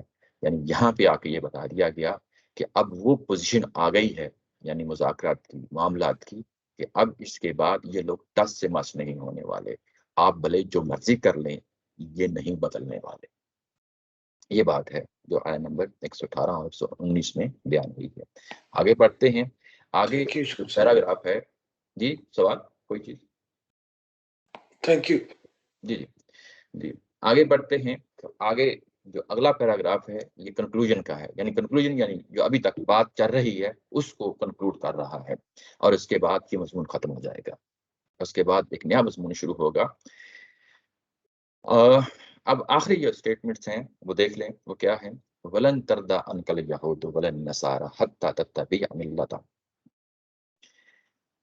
یہ یہود و نصارہ تم سے ہرگز راضی نہ ہوں گے جب تک ان کا مذہب اختیار نہ کری ہو. ولن تردا یہ راضی نہیں ہوں گے، انکل یہودا آپ سے، یا نئی بس اسلم کو مخاطب کر کے کہا جا رہا ہے. پیچھے جو خطاب تھا میں نے کہا کہ اس میں اہل ایمان شامل ہو گئے تھے. ابھی جو آخری پیراگراف آ رہا ہے اس میں صرف نبی پاک صلی اللہ علیہ وسلم کو خطاب کیا جا رہا ہے، کیونکہ پیچھے جو بات کہی گئی تھی وہ بات یہی کہی گئی تھی کہ انا ارسلناک بالحق بشیرا ونذیرا. اور اب کیونکہ دو فریق ہیں، رسول کی ذات ہے اور وہ لوگ جنہوں نے انکار کر دیا ہے. اب یہ دو فریق ہیں. اب دوسرا فریق جو ہے اس کا جو رویہ ہے اس سٹیج کا کہ یہ نہیں مانیں گے، کیوں نہیں مانیں گے، اس کو واضح کرنا ہے، اور اس کو واضح کر کے یہ بات کو مکمل یعنی کر دینا ہے، پائے تکمیل تک پہنچا دینا ہے۔ یہ یہودی نہیں مانیں گے، راضی نہیں ہوں گے، کردہ راضی نہیں ہوں گے آپ سے اے پیغمبر، نہ ہی نصارہ ہوں گے، حتی تتبع ملتہم، یہاں تک کہ آپ ان کی مذہب کو اتباع کر لیں، اختیار کر لیں۔ کل ان ہدی اللہ، ان کو بتا دیجئے کہ ہدایت صرف وہی ہدایت ہے جو اللہ کی طرف سے ہے۔ ان بے شک وہی ہدایت ہے، ہدی اللہ جو اللہ تعالیٰ کی طرف سے ہے، هو الہدا وہی ہدایت ہے۔ ولا ان اتبعت اہواءہم، اگر آپ نے ان کی خواہشات کی پیروی کی، ولا ان اگر اتبعت اگر آپ نے پیروی کی، اہواءہم ان کی جو ہے نا خواہشات کی، ہوا ایک ہوتا ہے، احوا جمع ہے اس کی، یعنی ان کی خواہشات کی پیروی کی، بعد الذی جاءک من العلم، اس چیز کے بعد کہ آپ کے پاس العلم آ چکا، قرآن مجید آ چکا، آپ کے پاس بینات آ چکی، اس کے باوجود ما لک من اللہ من ولی ولا نصیر، تو اس کے بعد آپ کے لیے کوئی نہیں ہوگا اللہ کے مقابلے میں ولی کے طور پہ، دوست کے طور پہ، ولی کا مطلب ہوتا ہے دوست، اور نصیر مددگار، نہ کوئی آپ کو کوئی ولی ملے گا، نہ کوئی آپ کو کوئی نصیر ملے گا، ولی دوست اور نصیر ملے گا۔ اس کے ساتھ اگلی آیت بھی پڑھ لیتے ہیں تاکہ اس کے بعد ساری کو میں دوبارہ یعنی تفصیل کے ساتھ دیکھ لیتے ہیں۔ الذین آتیناہم الکتاب، ان لوگوں میں سے جن کو ہم نے کتاب دی، یتلونہ حق تلاوتہ، اور وہ اس کی تلاوت کرتے ہیں جیسا کہ تلاوت کرنے کا حق ہے، حق کا یعنی وہ ثابت کر دیتے ہیں، یعنی اس کی تلاوت کرتے ہوئے کہ واقعی انہوں نے حق ادا کر دیا۔ اولئک یؤمنون بہ، وہی لوگ اس قرآن مجید پہ ایمان لائیں گے، ومن یکفر بہ، اور جو اس قرآن مجید سے کا منکر ہوگا، فاولئک هم الخاسرون، وہی خسارہ پانے والے ہیں۔ دوبارہ سے دیکھ لیتے ہیں شروع سے۔ یہ یہود و نصارہ آپ سے راضی نہیں ہوں گے، گویا کہ نبی پاک صلی اللہ علیہ وسلم اپنی پوری کوشش کرتے رہے ہیں اس پورے دورانیے میں، جتنا بھی دورانیہ جو گزرا ہے، پیچھے ابتدائیہ تھا، ان کو دعوت دی گئی، اس کے بعد پہلا راؤنڈ چلایا، اس کے بعد دوسرا راؤنڈ چلایا، اس کے بعد پھر نتائج تک پہنچے، اس کے بعد ان کے رویوں کو زیر بحث لایا گیا۔ تو یہاں جتنی بھی بات تھی، نبی پاک صلی اللہ علیہ وسلم نے اپنے منصب کی حیثیت سے، اپنی ذمہ داری ادا کرنے کی حیثیت سے ان تک یہ باتیں پہنچاتے رہے، ان کو کنونس کرتے رہے، ان کو راضی کرنے کی کوشش کرتے رہے، ان کے لیے نرمی کا رویہ اختیار کرتے رہے۔ لیکن یہاں پہ آ کے اب بتایا جا رہا ہے کہ یہودی یہ ٹس سے مس نہیں ہوں گے، آپ جو کچھ جی چاہیں کر لیں، ولن تردا انکل یہود ولن نصارا، یہ کبھی بھی راضی نہیں ہوں گے، یہاں تک کہ یہ تمہارا مذہب کیا اختیار کریں گے، یہاں تک کہ آپ ان کا مذہب اختیار کر لیں۔ یعنی ان کی خوشی بس اتنی ہے کہ تمہارے مذہب کے لیے، تمہارے دین کے لیے یہ ٹس سے مس نہیں ہونا چاہتے، آپ ہو جائیں تو ہو جائیں۔ یعنی ان کے یعنی اب ان کے یہ آپ کوئی توقع جو ہے نہ رکھیں، ان کو اس سٹیج پہ بتا دیں، کل ان ہدی اللہ، ان کو اس سٹیج پہ بتا دیں کہ ہدایت تو وہی ہے جو ہدایت اللہ کی ہدایت ہوتی ہے۔ مذہب اصل میں یہ کوئی فرقہ واریت کا نام نہیں ہے، مذہب اصل میں کوئی یہودیت، نصرانیت یا اسلامیت کا نام نہیں ہے، مذہب اصل میں اللہ سے جڑنے کا نام ہے، جو کہ ہم نے پیچھے پڑھا ہے، اور اللہ ہی بتائے گا کیا ہدایت ہوتی ہے اور کیا ہدایت نہیں ہوتی۔ تو جب اللہ نے ہدایت بتا دی الہدا کی صورت میں، یہاں پہ الہدا آیا ہے، الہدا یعنی وہ ہدایت جو تمہیں یقینی طور پہ جنت تک اور دوزخ یعنی جنت تک لے جائے، اس کو آپ کی انگلی پکڑ کر آپ کو وہاں تک لے جائے، اس کے لیے لفظ ہدا آتا ہے، الہدا کا لفظ آیا ہے۔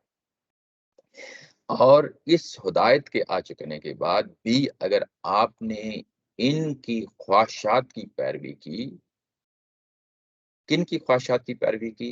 جو اوپر ملت کا لفظ آیا تھا، یعنی ان کے مذہب کی پیروی کی، بعد الذی جاءک من العلم، آپ کے پاس علم آ چکنے کے بعد آپ نے ان کی پیروی کی، تو پھر اللہ کے مقابلے میں تمہارا کوئی دوست یا کوئی نصیر نہیں ہوگا۔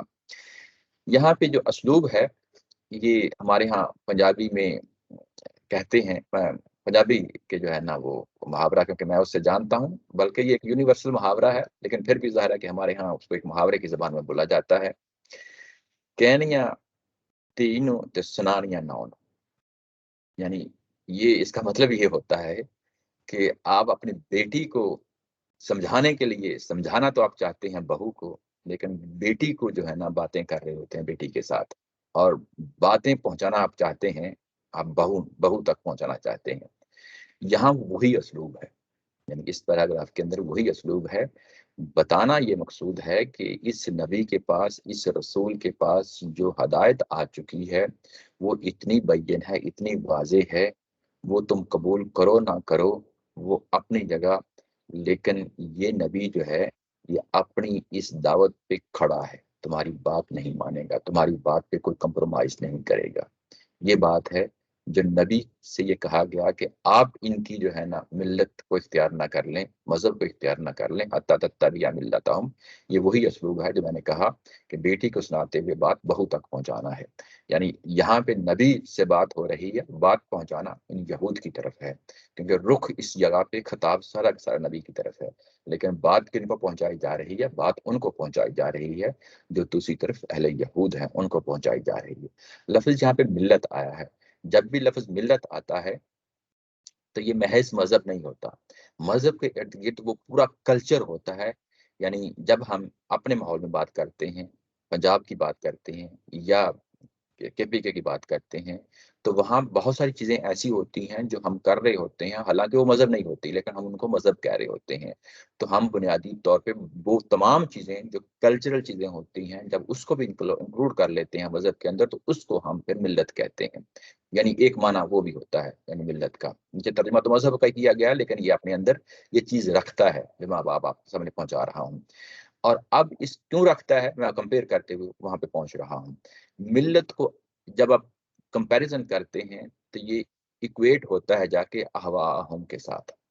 यानी इनका जो है मिल्लत, इनका जो मज़हब है, अब वो ख्वाहिशात का नाम रह गया है। ख्वाहिशात का नाम रह गया है, और उसके बाद इसके मुकाबले में मिल्लत और अहवा के मुकाबले में अगर आप लफ्ज़ देखें, तो अल हुदा और अल इल्म आया है।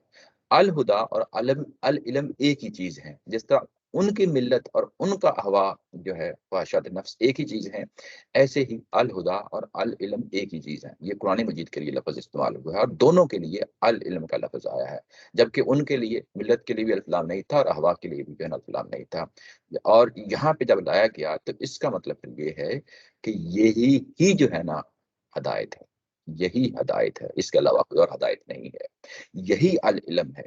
ये अल इल्म आ चुकने के बाद, रोशनी इल्म की आ चुकने के बाद, इस कुरान की हदायत आ चुकने के बाद, अब आपने उनकी तरफ मुँह मोड़ के भी नहीं देखना, उनकी तरफ मुँह मोड़ के भी नहीं देखना। अगर आप ये ऐसा करते हैं, तो फिर अल्लाह ताला की जो पनाह है, जो प्रोटेक्शन है, आप उससे बाहर निकल आएँगे। यानी अल्लाह के मुकाबले में कोई वली नहीं होगा, कोई नसीर नहीं होगा। यानी ये कि वो यहूद जो है, वो बात तो नबी पाक सल्लल्लाहु अलैहि वसल्लम में कही जा रही है, लेकिन जब पहुँचाते उनसे कही जा रही है, तो वो उस प्रोटेक्शन से बाहर निकल आए। जो बनी इसराइल की जो प्रोटेक्शन थी कि ये अल्लाह ताला की तरफ की नुमाइंदा कौम है, वो उस प्रोटेक्शन से बाहर निकल आई है। और इसके अंदर एक हिडन मैसेज है, जो मुकद्दरात, जो बात अभी पिछले पैराग्राफ में पढ़ के आई है, वो हिडन मैसेज ये है कि अगर अहले ईमान भी यही काम करते हैं, मुसलमान भी यही काम करते हैं, आज नहीं, ज़ाहिर है रसूल सल्लल्लाहु अलैहि वसल्लम का ज़माना है, उसमें तो ये सोच भी नहीं जा सकता था। बाद की आने वाली नस्लें अगर ये काम करती हैं, तो उनका मज़हब भी मिल्लत बन जाएगा, उनका मज़हब भी अहवा बन जाएगा। जब ये बन जाएगा, तो उसके अगेंस्ट फिर जो प्रोटेक्शन अल्लाह ताला की होती है, ये कि वो उनको एक ज़िम्मेदारी दी जाती है, ज़िम्मेदारी अदा करते हुए जब तक वो ज़िम्मेदारी अदा कर रहे होते हैं, तो अल्लाह ताला की प्रोटेक्शन हासिल होती है। वो कौम जो बनी इस्माइल की सूरत में ज़ाहिर आगे चल के बननी है, मुसलमानों की जो उम्मत है वो है, तो वो भी जो है ना वो इस प्रोटेक्शन से हट जाएगी, यानी अल्लाह ताला की प्रोटेक्शन से हट जाएगी। यहाँ पे अगर आप देखें, तो साथ लिखा है आया नंबर 107, ये मज़मून पहले गुज़र चुका है, ये मज़मून पहले गुज़र चुका है। कहाँ गुज़र चुका है? वहाँ पे भी साथ मिला के इसको देख लेते हैं। वहाँ क्या है? वहाँ अगर हम जाते हैं, देखते हैं, तो वहाँ पे यही बात थी। ये देखें, ये लिखा है वमा लकुम मिन दूनिल्लाहि मिन वलिय्यिन वला नसीर। पीछे बात क्या थी? पीछे बात ये थी कि ये इस वक़्त एतराज़ कर रहे हैं कि कोई भी आयत जो नाज़िल होती है, यानी शरीयत के बयान में, तो ये तुरात से क्यों मुख्तलिफ होती है? اس کے جواب میں کہا تھا کہ کیا اللہ تعالیٰ کی ذات ہر چیز پہ قدرت نہیں رکھتی، کائنات پہ اس کی حکومت نہیں ہے؟ جب اس کی کائنات پہ حکومت ہے، ہر چیز اس کے یعنی قبضے میں ہے، تو شریعت دیتے ہوئے انسانوں کا وہ لحاظ کر سکتا ہے۔ جب وہ انسانوں کا لحاظ کر سکتا ہے تو پھر اگر تم اس سٹیج پہ یہ فیصلہ قبول نہیں کرتے، نیچے ترجمے میں لکھا تم اگر اس کا یہ فیصلہ نہیں چاہتے تو اللہ کے سوا تمہارے لیے اس دنیا میں پھر تمہارا کوئی دوست نہیں ہے، کوئی مدد کرنے والا نہیں ہے، کوئی دوست نہیں ہے، مدد کرنے والا نہیں ہے۔ یعنی جو شہادت حق کی ذمہ داری تم کو دی گئی ہے، تم اس سے نکل آئے ہو تو جو اللہ تعالیٰ کے وعدے ہوتے ہیں اس امت کے ساتھ جو شہادت حق پہ کھڑی ہوتی ہے تو اس کے اگینسٹ پر کچھ سزاؤں کا اعلان کیا جاتا ہے، تم اس کے سزاؤں میں آ چکے ہو۔ یہ 107 میں بیان ہوا تھا، اور یہاں پہ آ کے یہاں نبی پاک صلی اللہ علیہ وسلم کو کہا جا رہا ہے، گویا کہ یہاں پہ مقدرات کی صورت میں یہ میسج ہمارے لیے بھی ہے، یہ ہمارے لیے بھی ہے۔ اور اگر ہم شریعت سے منہ موڑتے ہیں تو دنیا کے اندر جو رسوائی ہے وہ ہمارے لیے بھی ہے، یعنی اس کے اندر یہ سارے ہڈن میسیجز یعنی موجود ہیں۔ آگے بڑھتے ہیں، آگے یہ کہا گیا کہ الذین آتیناہم الکتاب، جن کو ہم نے کتاب دی ہے، اور وہ یہ کتاب کون سی دی ہے؟ یعنی تورات دی ہے، یعنی الکتاب انہی لوگوں میں سے جن کو ہم نے کتاب دی ہے، اور اس کے بعد کہا کہ یہ تلاوت کرتے ہیں جیسا کہ تلاوت کی جاتی ہے، یا تلونہ حق تلاوت ہی، جیسا کہ تلاوت کی جاتی ہے۔ اچھا، یہ کون لوگ ہیں؟ تھوڑے سے لوگ ہیں، یہ پیچھے آیا نمبر 88 گزر چکی ہے، وہاں پہ جب یہ بتایا گیا تھا کہ کچھ لوگ ہوں گے جو ایمان لے آئیں گے، کچھ لوگ ہوں گے جو ایمان لے آئیں گے، آیا نمبر 88 میں جا کے دیکھ لیتے ہیں۔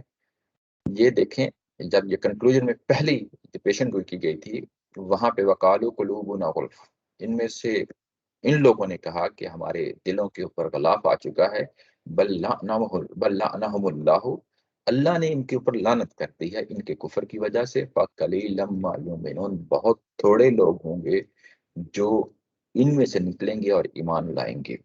اور اب جب کہ یہ فیصلہ کن مقام پہ آ کے بتا دیا کہ وہ کون سے لوگ ہیں، جو تھوڑے سے لوگ ہیں جو ایمان لائیں گے، یہ وہ لوگ ہیں جو اپنی کتاب پڑھتے رہے ہیں اور کتاب پڑھنے کا حق ادا کرتے رہے ہیں۔ یہاں پہ لفظ استعمال ہوا ہے یتلونہ، تلاوت کرنا، یعنی تلاوت تو ہم بھی کرتے ہیں، یہ کون سی تلاوت کر رہے ہیں یہ لوگ؟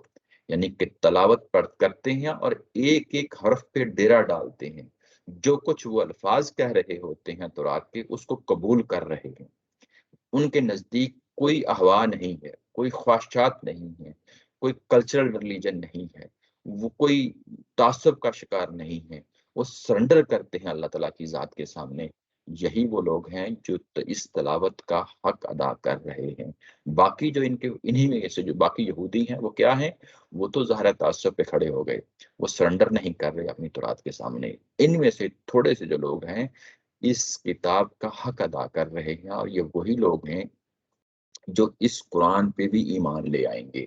ان میں سے کچھ ظاہر لے آئے ہوں گے، کچھ نہیں لائے ہوں گے، تو وہ ایمان لے آئیں گے۔ وَمَن يَكْفُرْ بِهِ، اور جو اس کتاب کا انکار کرے گا، منکر ہوگا، وہی خسارے میں جائے گا۔ یہ آخری سٹیٹمنٹ ہے، جو آخری سٹیٹمنٹ ہے یہاں پہ آ کے نیچے لکھا ہے ہدایت و ضلالت کا قانون ہے۔ یعنی اس پورے دورانیے میں، خواہ وہ سورہ بقرہ کا ابتدائیہ تھا یا آگے اہل یہود کو جو دعوت دی گئی، اس پورے دورانیے میں کا وہ پہلا راؤنڈ تھا، دوسرا راؤنڈ تھا، نتائج تک پہنچے، ہر جگہ پہ اگر آپ دیکھیں تو ایک ہی تھیم ہے جو ان آیات کے پیچھے یعنی آپ کو نظر آتا ہے، وہ ہدایت و ضلالت کا قانون ہے۔ اور ہدایت و ضلالت کا قانون بھی اپنے انجام تک آیا نمبر 121 میں پہنچ گیا کہ دیکھیں ہدایت انہی کو ملتی ہے جو حق ہدایت کے طالب ہوتے ہیں، ہدایت انہی کو ملتی ہے جو ہدایت کے طالب ہوتے ہیں۔ یہ بڑا ہی اہم قانون ہے، یہ بہت اہم قانون ہے۔ ایسا نہیں ہے کہ اللہ ٹپ کسی کو ہدایت دیتی جاتی ہے، ہدایت انہی کو ملتی ہے جو ہدایت کے طالب ہوتے ہیں۔ یہاں پہ بتایا گیا کہ جو اپنی تورات کتاب کی حقیقت کو حقیقت مان کر سرنڈر کرتے ہیں اس کے سامنے، تو اس کے بعد اللہ تعالیٰ کی ذات آگے بڑھتی ہے، ان کی انگلی پکڑ لیتی ہے اور ان کو ان کی ڈیسٹینیشن تک پہنچا دیتی ہے۔ اور اس مرحلے میں کیونکہ رسول آ چکے ہیں تو ڈیسٹینیشن یہود کے لیے اس وقت اس رسول پہ ایمان لانا ہے. ایمان لائیں گے بہت تھوڑے لوگ لائیں گے، لیکن جو نہیں لائیں گے وہ کون سے لوگ ہیں؟ خاسرون ہیں. یہاں پہ بھی عود علی البد کا جو ہے نا ایک اصول ہے جو یہاں پہ بھی اپلائی ہوا ہے. ہم جاتے ہیں آیا نمبر 5 کے ساتھ اور 27 کے ساتھ، تو پھر جا کے دیکھتے ہیں کہ وہ کون سی جگہیں ہیں جو اس آیا کے ساتھ ریلیٹ ہوتی ہیں. آیا نمبر 5 کے ساتھ جب جا کے دیکھتے ہیں تو ہمیں معلوم ہوتا ہے وہاں پہ کہ کچھ اہل ایمان ہیں جو اللہ تعالیٰ کی ذات پہ ایمان لا رہے ہیں، متقی پرہیزگار ہیں، صحابہ کرام کی جماعت ہے، نماز پڑھ رہے ہیں، یقیمون الصلاۃ ومما رزقناہم ينفقون، وہ زکوٰۃ بھی دے رہے ہیں. والذین یؤمنون بما انزل الیک، جو کچھ ان کے پاس اس وقت نازل ہو رہا ہے اس پہ ایمان لا رہے ہیں، جو پہلے نازل ہو چکا ہے اس پہ ایمان لا رہے ہیں. وبالآخرۃ هم یوقنون، اور آخرت پہ پورا یقین رکھتے ہیں. اولئک علی ھدی من ربہم، اور یہی وہ لوگ ہیں جو ہدایت پہ رہے ہیں. یہاں پہ بھی ہدایت و ضلال کا قانون ہے.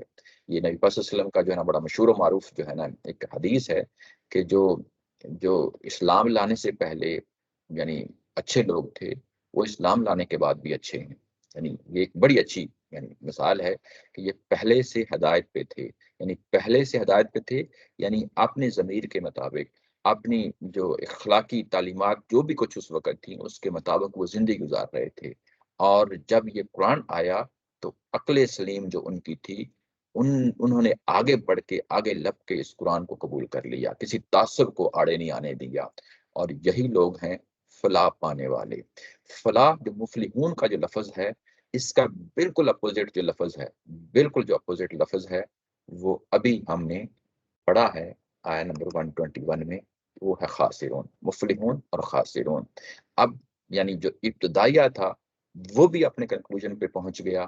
اور یہاں پہ اگر آپ دیکھیں تو جو ان کے مخالف فریق ہیں، مخالف یعنی صحابہ کرام کے عملاً مخالف فریق ہیں، یہ نہیں کہ ذاتی دشمنیوں کی بنیاد پہ، وہ تو ایک ڈیفرنٹ پہلو ہے.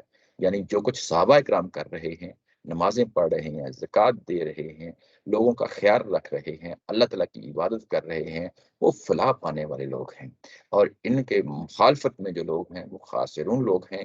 وہ پورا جو ہے قرآن مجید نے ایک ایک کر کے ایک ایک سٹیپ میں ایک ایک جو ہے نا لمحے میں ان کے رویے کو سامنے لا کے بتا دیا کہ مفلحون کون ہے اور خاسرون کون ہے. آپ اس سے اندازہ کر سکتے ہیں کہ یہ اصلاً یہ رویے ہیں، قومی طور پہ کھڑے ہونے والی بات نہیں ہے کہ ہم مسلمان ہیں یا ہم جو ہے نا یہودی ہیں یا ہم نصارہ ہیں. یہ بات قرآن نہیں کر رہا.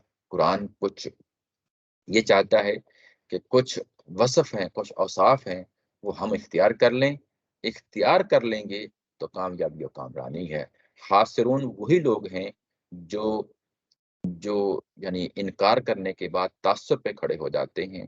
یہ تعصب اتنا اندھا اور بہرا ہے کہ انسان کو کہیں نہیں چھوڑتا. یہ تو میں اکثر کہا کرتا ہوتا ہوں، بلکہ یہ ظاہر حقیقت بھی ہے. خواہ ہم یونیورسٹی میں پڑھ رہے ہوں، خواہ ہم یعنی سیاست کی کوئی بات کر رہے ہوں، خواہ ہم کوئی مذہب کی کوئی بات کر رہے ہوں، خواہ ہم کوئی بزنس کر رہے ہوں، خواہ ہم کوئی جاب کر رہے ہوں، بات وہی کرنی چاہیے جو حقائق پہ مبنی ہوتی ہے، جو دلائل پہ مبنی ہوتی ہے. کبھی بھی تعصب کی بنیاد پہ کھڑے نہیں ہو جانا چاہیے کہ میں پاکستان سے ہوں، میں فلاں پارٹی سے ہوں. دوسرے فریق کو بھی اگر وہ بات صحیح کہہ رہا ہے تو اس کو قبول کرنا چاہیے. یہ ہے اصل مسلمان ہونے کا وصف. یعنی صرف مذہب کی دنیا میں نہیں بلکہ ہر جگہ، ہر میدان میں، ہر علمی جگہ پہ، ہر سیاسی جگہ پہ، ہر اس جگہ پہ جس جگہ پہ آپ نے کوئی سٹیپ لینا ہے، کوئی فیصلہ کرنا ہے، خواہ وہ گھریلو معاملات ہوں، خواہ وہ جو ہے نا قبائلی معاملات ہوں، خواہ وہ شریکہ برادری کے معاملات ہوں، خواہ وہ قومی معاملات ہوں، کوئی بھی معاملہ ہو وہاں پہ آپ نے تعصب سے کام نہیں لینا. جس طرح ہم کہتے ہیں کہ ڈیموکریٹک ایک ایٹیٹیوڈ کا نام ہے، یعنی ڈیموکریسی انسان کے اندر نہیں ہے تو وہ کبھی بھی ڈیموکریٹک جو ہے نا اس کا ایٹیٹیوڈ نہیں ہو سکتا. ایسے ہی جو ہے نا ایک مسلمان جو ہوتا ہے اس کے لیے لازم ہے کہ اس کی جو اس کے رجحانات ہیں، اس کی جو سوچنی اور تصورات اور خیالات جو بھی ہیں وہ ہمیشہ دلائل پہ مبنی ہوتے ہیں. وہ کبھی بھی تعصب کی بنیاد پہ نہیں ہوتے. تعصب کی بنیاد پہ کھڑے ہوں گے تو ہدایت و ضلالت کا قانون جو ہے نا وہ آڑے آ جاتا ہے. یہ ہماری روزمرہ زندگی میں یہ چیزیں یعنی اس کو بھی ہم دیکھ سکتے ہیں۔ اس کے ساتھ ہی یہ سیکشن ختم ہوتا ہے۔ اگلا سیکشن جو ہے وہ انشاءاللہ اگلی دفعہ اس کو پڑھیں گے۔ یہ سیکشن جو ہے یہ تقسیم سیکشنز کی، یہ اس کو فصل کا نام دیا ہے استاد محترم نے، میں اس کو سیکشن کہہ رہا ہوں بات کو سمجھانے کے لیے۔ فصل ظاہر ہے کہ اب ہم عادی نہیں رہے، مشکل اردو ہے۔